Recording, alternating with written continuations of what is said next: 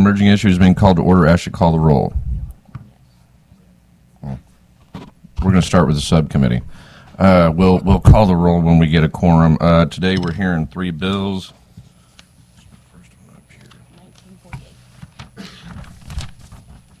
Our first bill we're going to hear today is House Bill 1948. Representative Diehl, whenever you're ready.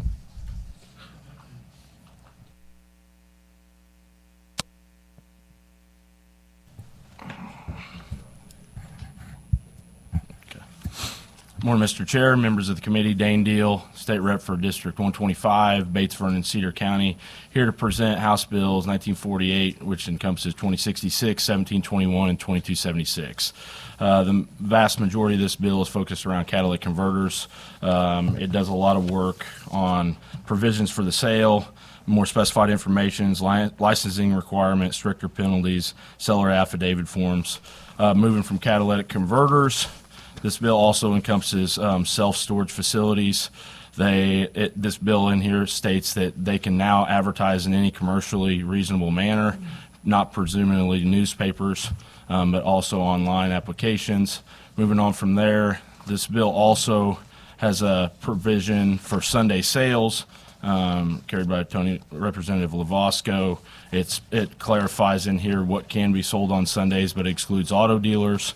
And the final piece of this bill deals with solicitation.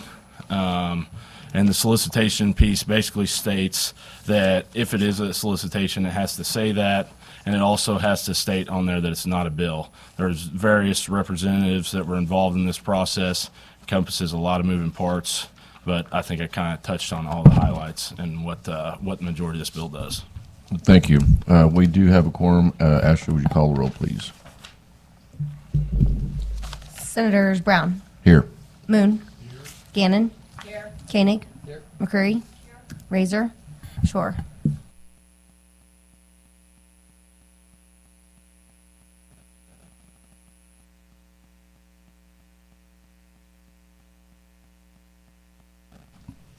Right. Thank you. Are there any questions for the representative? Seeing none. First witness testify in favor of the bill. Whenever you're ready, please come forward.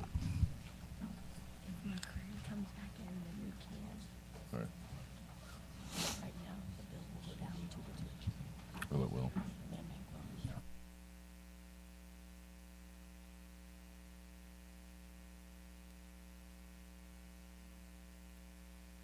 All right, thank you. Good morning. My name is Chris Holloway. I am the president of the Missouri Self-Storage Owners Association.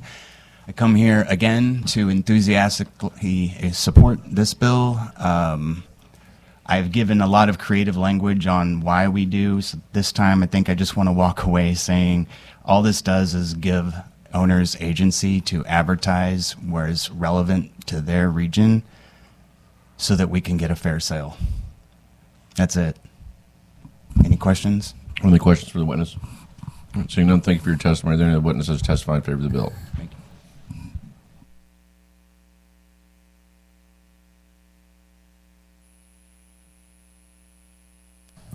Mr. Chairman, members of the committee, Randy Scher representing the American Self-Storage Association.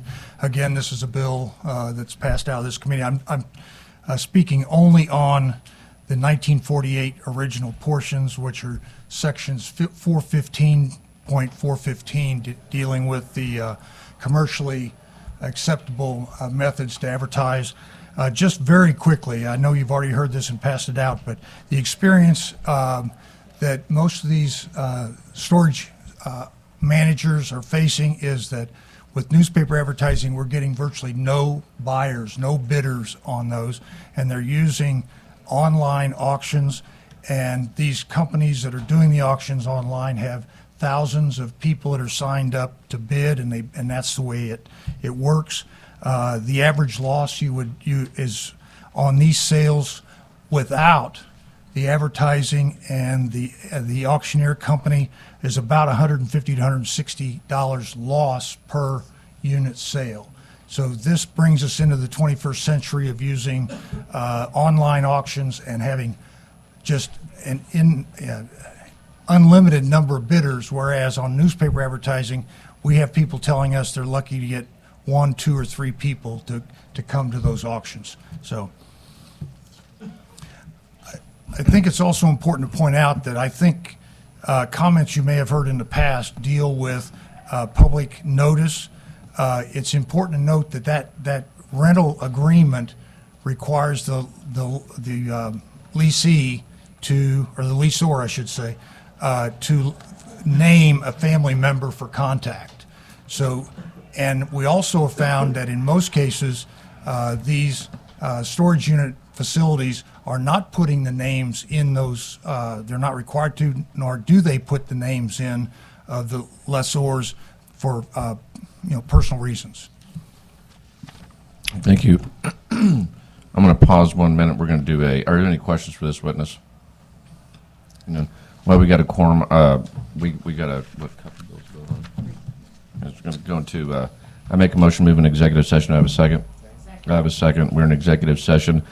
I move that House Bill 2628 and 2603 be brought before the committee. Do I have a second? I have a second. All those in favor say aye. All those opposed, no. The ayes have it. The bill is before the committee. House Bill 2628 and 2603 is Representative Baker's bill that was presented last week. This bill prohibits any person or entity from within 90 days of an election distributing or a synthetic media message of any candidate or party for elective office who will appear on a state or local ballot.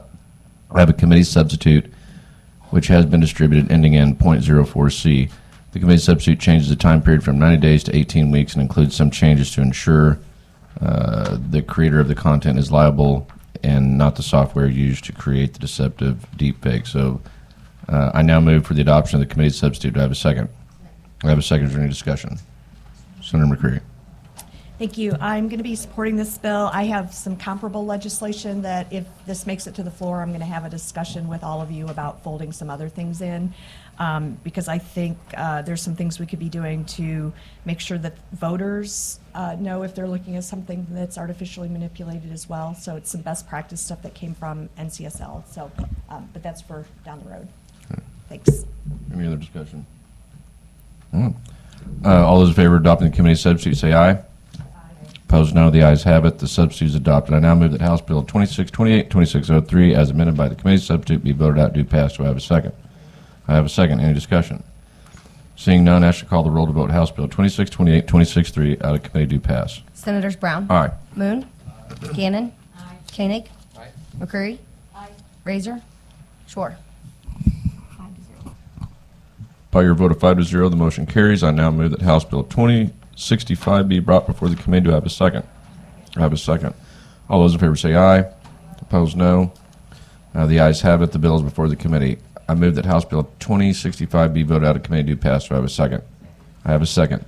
This bill was presented a couple weeks ago. House Bill 2065 is a land bank bill. This committee heard and voted on it in the beginning of session. Is there any discussion? Seeing none, I shall call the roll to vote House Bill 2065 out of committee. Do pass. Senators Brown. Aye. Moon. Gannon. Koenig. McCreary. Razor. Shore. 3-2. 3-2. By your vote of 3-2, the motion carries. I now move that House Bill 2142 be brought before the committee. Do I have a second? I have a second. All those in favor say aye. Opposed, no. The ayes have it. The bill is before the committee. I move that House Bill 2142 be voted out of committee. Do pass. Do I have a second? Second. I have a second. This bill was also heard last week. Currently, a taxpayer may deduct from state income taxes 100% of any federal grant money received for the purpose of providing or expanding access to broadband internet to areas of the state that lack access. This bill expands the deduction to include state or local grant money and limits deduction only to money dispersed for this express purpose. Is there any discussion on that? Seeing none, I shall call the roll to vote House Bill 2142 out of committee. Do pass. Senators Brown. Aye. Moon. Gannon. Koenig. McCreary. Razor. Shore. 6-0. By your vote of 6-0, motion carries. I now move that we move out of executive committee. Do I have a second? Second. I have a second. We're out of executive committee. Next witness to testify in favor of this bill, please come forward.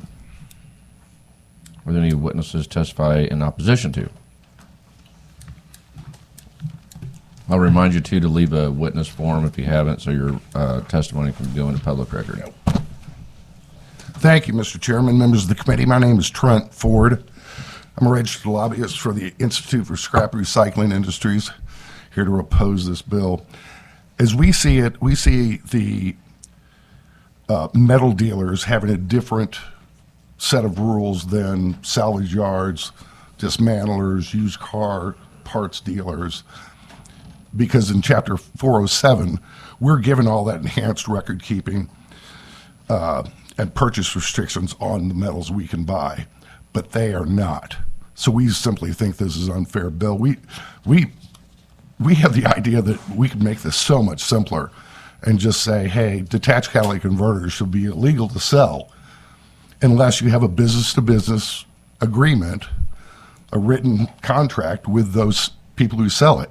Most people who have catalytic converters and replace them, they replace them. They're never put on another car as a replacement piece like other used car dealers if you have an ignition or a starter or something like that. And what we'd like to see is, well, that's exactly what we'd like to see, is that they don't, unless they have those enhanced record-keeping things, the purchase restrictions, it just doesn't seem fair. Other things like fixed sites and the purchase of loose catalytic converter material should be prohibited. The thing we do like on this bill is 507.031, and that's the only piece we actually like out of the whole bill. If you got any questions, I'd be happy to answer. Are there any questions for the witness? Please. Senator Just like to clarify, are scrappers required and dealers required to have a license now? And would that not fix what you're saying might be the problem? That could be. But are they required to get a license now? Yeah, well, business licenses and things like that. But a scrap metal license? Yeah, and I know that's not true. That is, in the city of St. Louis, you actually do have to have a copper peddler's license, but that's only in the city of St. Louis. As well, in the city of St. Louis, you cannot sell a detached catalytic converter at all. So if you have one, you have to go to Illinois or into the county. Okay, thank you. Any other questions for the witness? Seeing none, thank you for your testimony. Thank you, Any Mr. other Chair. witnesses testify in opposition to the bill?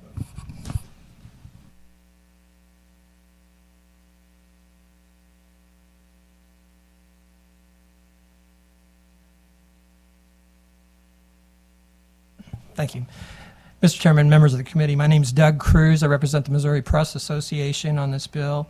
And I want to start by saying that newspaper notices of storage facilities increase transparency. Such notices are part of due process. Newspaper notices give the public a window into what is otherwise a closed legal process. Notices alert family, friends, neighbors of the property owners, as well as potential bidders, that the sale is about to happen.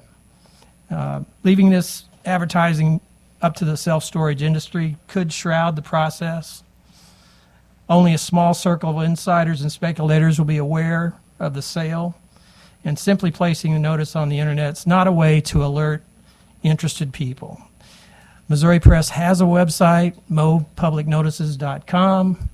We put every notice that appears in Missouri newspapers go onto that website free of charge. It's been doing that since 2008. Last year we had some 500,000 hits on that looking for public notices. So those are going up on the internet right now. Anyway, I'll conclude that. Thank you. Are there any questions for the witness? Senator Koenig. I haven't looked at the bill specifically. What's the time period before this they're allowed to sell these items? The time period. Like they have to be delinquent for a certain amount of time. This is just a notice that the auction is going to occur. And is it like, I don't know for sure, Right. sir. Are there any other questions for the witness? Thank you. Seeing none, thank you for your testimony. Are there any other witnesses testifying in opposition to the bill? Are there any witnesses testify? Oh. Good to see you again, Arnie.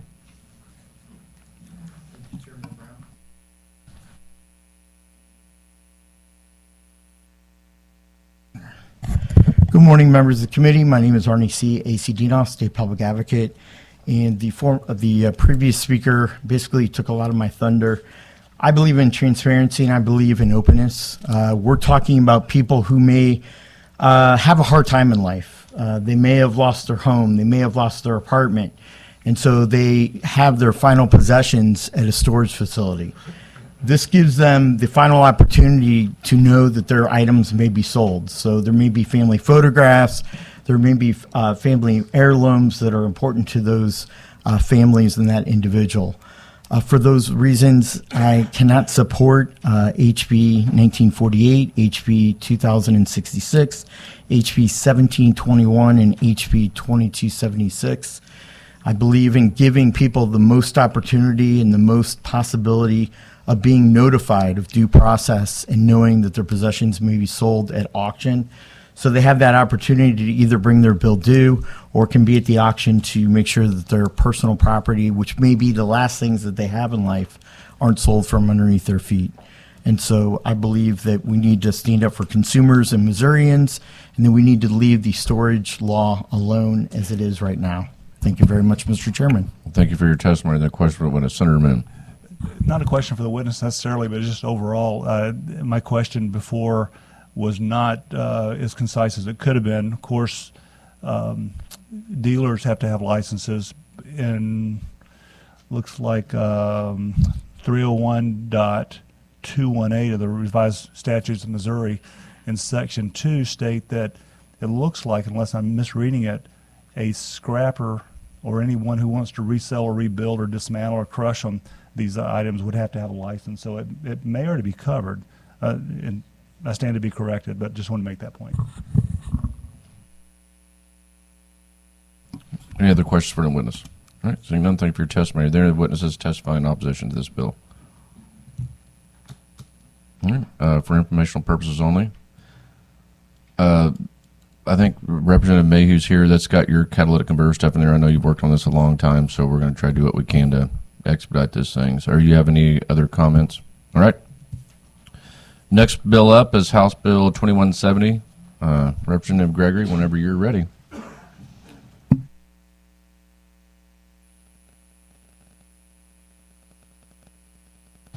Good morning, Mr. Chair, members of the committee. Curtis Gregory, State House District 51, covering Saline and Lafayette County. Before you today is House Bill 2170. It is identical version to Senate Bill 802. I believe it was before this committee and passed out of the Senate. Obviously, 2170 is passed out of the House. That's why we're over here. It's the Missouri Rural Access to Credit Act, otherwise known as Emrg. And with that, I'll take any questions, Mr. Chair. All right, any questions for the witness? Seeing none, first witness testify in favor of the bill. Whenever you're ready.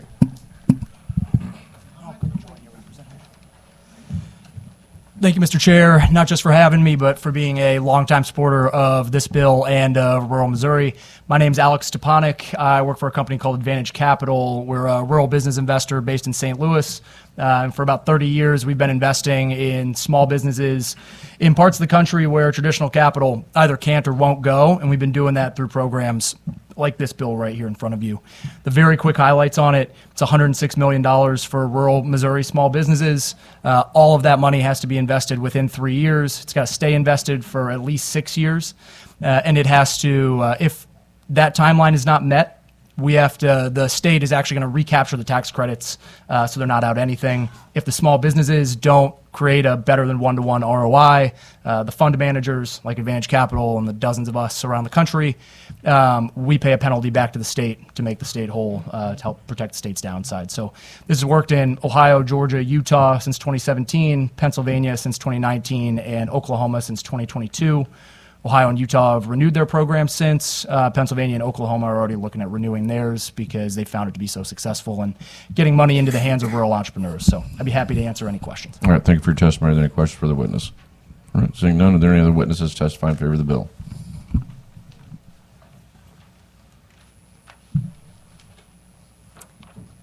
Good morning. Thank you, Mr. Chairman, members of the committee. My name is Amanda Wright. I represent a company called Sutherland Capital. We have participated in similar programs in both Georgia and Oklahoma. And I can assure you that entrepreneurs in rural parts of those states are in desperate need of additional access to capital, which is one of the reasons why I'm so passionate about it, because Missouri is my home state, born and raised in rural Missouri, and I'd love to see us be able to give some of this capital to businesses in my own home state. So with that, happy to share other examples or answer any questions you may have. All right. Thank you for your testimony. Are there any questions for the witness? All right. Seeing none, are there any other witnesses testifying in favor of the bill?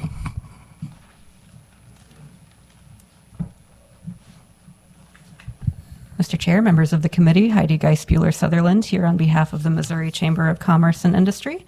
We're also in favor of the bill. The sad fact of the matter is that whenever you're a rural business, it can be a little bit more difficult to generate investment in your company. So this just helps incentivize investors to take that risk on small businesses in rural areas. Thank you for your testimony. Are there any questions for the witness? Seeing none, are there any other witnesses testifying in favor of the bill? I'm just going to stand here, otherwise I'll... No sense in sitting down, Sam. Take all the time you need. Sam Licklider, Missouri Realtors, in support of the bill. Thank you for your testimony. Are there any questions for the witness? Seeing none, next witness testify in favor of the bill.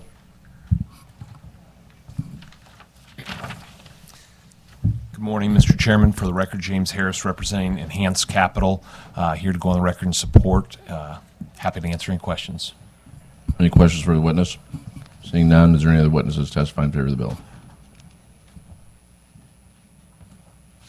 Thank you, Mr. Chairman, members of the committee. My name is Rebecca Eichelberger with the Association of Missouri's Rural Electric Cooperatives, and we would like to go on record in support of the bill.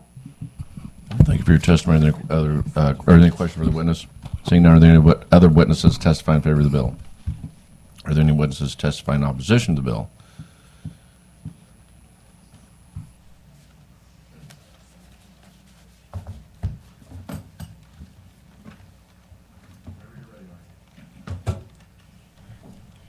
Thank you very much, Mr. Chairman, members of the committee. My name is Arnie C. AC Dinos, State Public Advocate.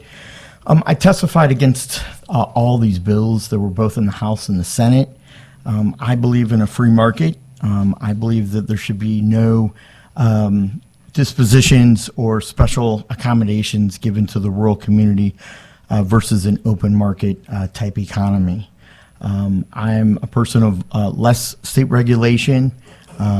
The economy should grow on its own without tax credits, without special dispositions, and without discounts. I have not supported any of these bills this year or last year, and I'm opposed to this HB 2170. Thank you, Mr. Chairman.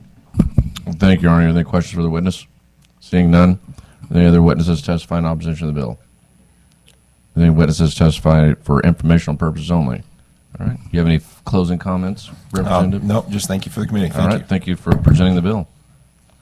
Next bill up is House Bill 2282. Lovasco, Representative Lovasco, whenever you're ready.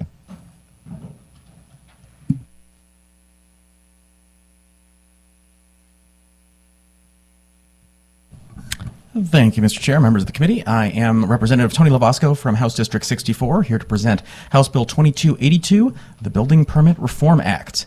Purpose of this bill is to allow people who own their own homes and want to do home improvement projects or repairs an easier pathway to do so. We all know people who have done work on their homes and not gone through the proper permitting process. They do the best job that they can, but no one looks it over. There's no inspections or safety checks, and they kind of roll the dice. I think that's the majority of folks that are doing minor alterations to their home. The reality is we have a permitting process for a reason, and it allows local oversight to make sure that things are done properly. But when we make that process so onerous and time-consuming that it's not worth it for people to go down that road, they just don't. This bill attempts to streamline things, to give homeowners the ability to do their own work in a process that is safe and everyone can agree is well permitted and inspected.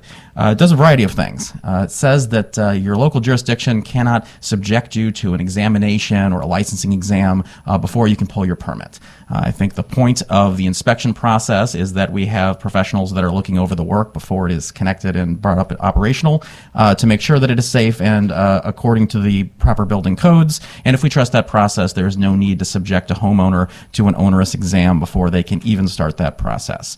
It says that once you call in your inspection to have the work actually checked, it should probably be done in a timely manner. No one wants their house ripped apart for months on end waiting for the inspector to come and finally sign off on the project so they can clean up. If you fail your inspection for whatever reason, I think you have a right to know why. It's insane that a jurisdiction can come out and fail you on inspection, and when you say, hey, what do I need to do to make sure that I get this right, they say, well, that's your problem, figure it out.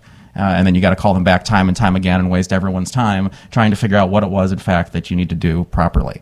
And I think that the common sense says that if we're going to subject people to a building code, you ought to give them a copy of that building code so that they could follow it and make sure that they're doing things appropriately before the process starts. That's more or less what this bill does. There's some other technical things in here as well. I will point out that there may be some changes that we will present to this committee. I've been working with some industry folks that would like to have some clarification on some parts of this bill, so you may see a little bit different text down the line, but I think that more or less covers my intent, and with that, I am open to questions. Any questions for the witness? Senator Moon. Thank you for your presentation. I noticed a couple things at least here that I have specific questions on. There is a section in the reading from the summary that mentions that a political subdivision may assess the homeowner with a one-time administration fee not to exceed $5,000. Is that the actual permit cost, or is that something different than the permit? No, the idea behind that was if you sell the home within a year of pulling a permit under the terms of this bill, that's right. they're allowed to Yeah. basically give you a surcharge to And discourage why- home flipping is the idea. Why would that be? Why? The point is we want to make sure that this bill only encompasses people who have skin in the game and are living in the property that they're doing the work on. Otherwise, we feel that the commercial permitting process should take place, that you should have a licensed contractor, that sort of thing. We don't want people to be buying a house saying, oh, yeah, I live there, this is my house, doing the work themselves, and sidestepping that process so that they could flip it for commercial gain. Philosophically, I might be okay with that, but the reality is that's not what this bill is trying to do, and so we tried to carve that out. I'm definitely open to a better way of doing that. Yeah. That was the best way that the House could come up with. Gotcha. And another section here, certain activities for which the political subdivision cannot require an exempt homeowner to get a permit. What are those allowances? So that's one of the areas that may need some clarification, that talking with some folks. The idea behind that actually mirrors most of what is in model building codes. There's certain types of work that, unless there's a local amendment to the codes, you can generally do without doing permits. But there are some areas of the state that have those local amendments. My understanding, there's a couple of jurisdictions in the St. Louis area, for example, that will make you pull a permit to hang up a sheet of drywall. That seems kind of silly to me. There's certain types of things that are not technical in nature, that are just maintenance tasks that you ought to be able to do, replace a microwave, that sort of thing, without going through that process. That being said, this may not be an exhaustive list, or perhaps there may be one or two things that need to be removed. I'm very open to changes there. Okay. I may have some questions later, but thanks for those clarifications. Thank you, Senator. Are there any other questions for the witness? All right, seeing none of the first witness to testify in favor of the bill, whenever you're ready.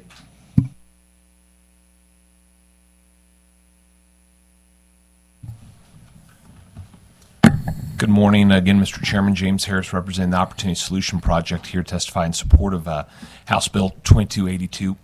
As I've reluctantly become a part-time St. Louis County resident, I've been learning a lot that not all municipalities are like Jefferson City, where there's a lot of common sense.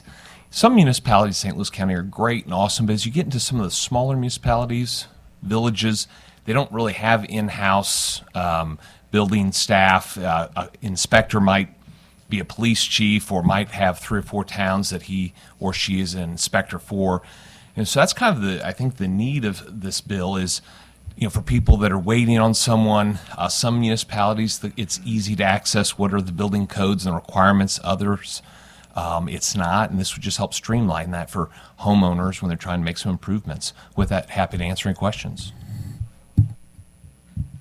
Any questions for the witness? All right. Oh, Senator Koenig. This is not really necessarily a question, but it's it's more of a comment, is sometimes these inspections are completely unreasonable. I was in the roofing industry for a number of years, and they would require you to inspect, let's say, the entire decking, but then you had to give them several days' notice for them to come out.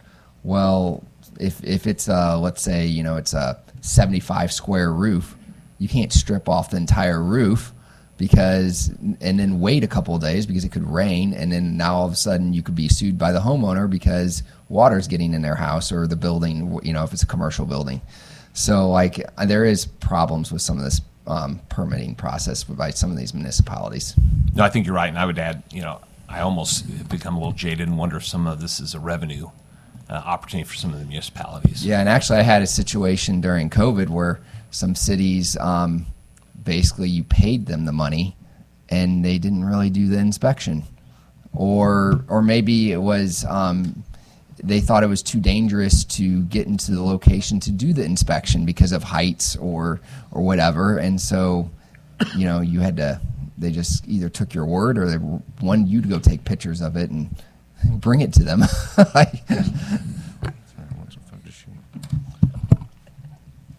there any other questions for the witness? Seeing none, are there any other witnesses testify in favor of the bill?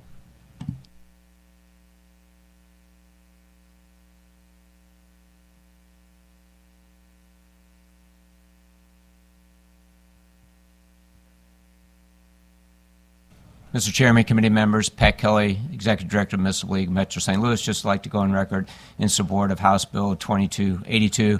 I know Representative Lovasco almost fell out of his chair last year when I got up and testified in favor of this, but I think it's a common sense bill. The hope here is that for those homeowners that can take on these tasks, they will go and get a permit and today they're not doing that. That way we ensure that the houses are inspected and approved and that the health and welfare and safety of the community is the goal. So I'd be happy to answer any questions.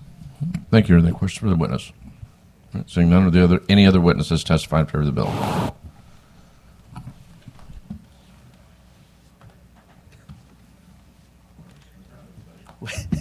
What were you saying over there?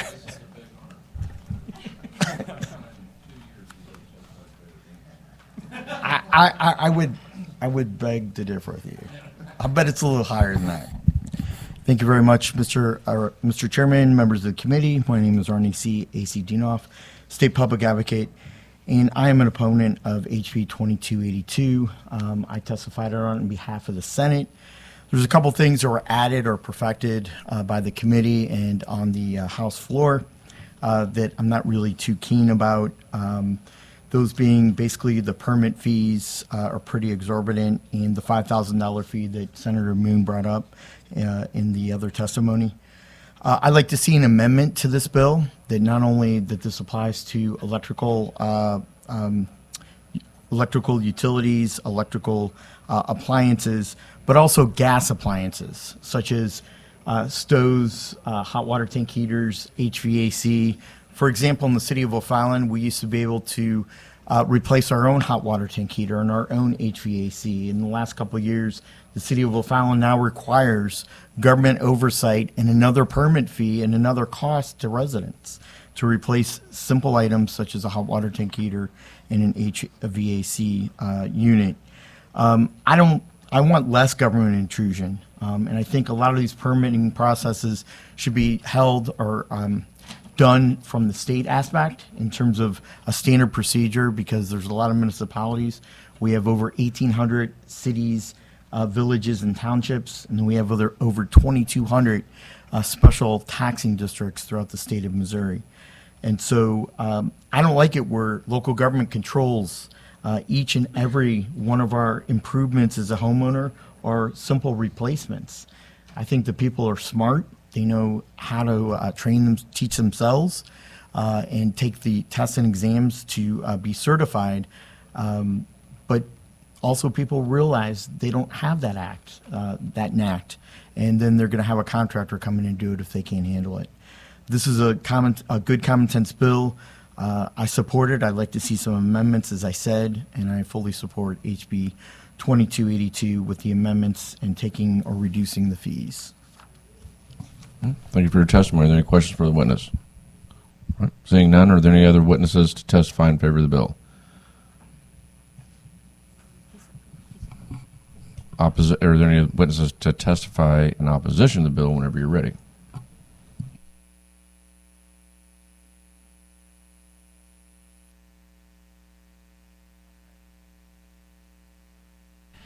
I'm sorry, was this not, am I okay?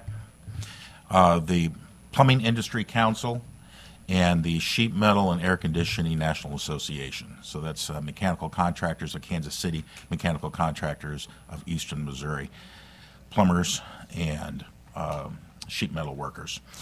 We are testifying in opposition to House Bill 2282. I'd like to first start by saying I thank Representative Lovasco for talking and working with me for the last several weeks, and in particular in the last couple of days, trying to work out a way in which this legislation could accomplish the representative's objectives.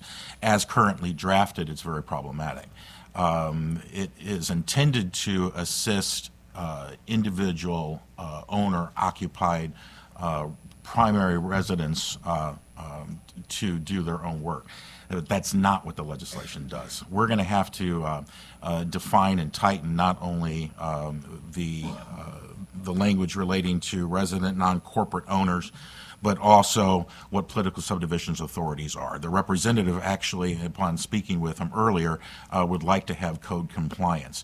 This legislation is currently drafted as a one-size-fits-all. Rural communities, urban areas, and suburban areas are completely different in the way in which they operate, the way in which they build, construct, rehab, and this legislation does not accommodate those. Obviously, in urban areas, you have homes that can sometimes be 3 feet apart, so if you do something on your HVA system or on your electric system, if your home burns down, it doesn't just affect you, it affects the neighborhood, perhaps the entire community. And so there are consequences of this if we don't do it properly. So I've been working with the clients that I represent, some clients or some people that I don't represent in addition, in the industry to try to come up with a way that we can accomplish the representative's objectives. I can go through the legislation if you would like, but at this time I would just, I'd like to reflect that we are working with the representative. If we can come up with a workable solution, I would be happy to work with him to see it to its finality. But at this time, this legislation is not ready for enactment. Thank you for your testimony. Senator Kenny, you have a question? In section, or on page 2, section 4, is there anything in that list that you see as being problematic? Some of the questions that have been raised with respect to that particular section, hold on a second. Definitions of owner or other current resident. The representative has asked that this reflect owner occupied. This actually talks about owner or other current resident, whether that person is a renter, somebody who's there temporarily could do. What about the specifics of like the items that are? The questions that have been raised are what are major additions or modifications in both of those. Those are not code specific. We'd have to actually tie that into codes. So like for instance. So is there an objection, Senator? I don't think that there's been any specific objection to what we're trying to accomplish here. The question is whether or not major modifications can be defined so as to ensure that it doesn't actually go into an area like water heaters, like gas, like electrical, the installation, removal and installation of certain of these technologies that could be dangerous if not done properly.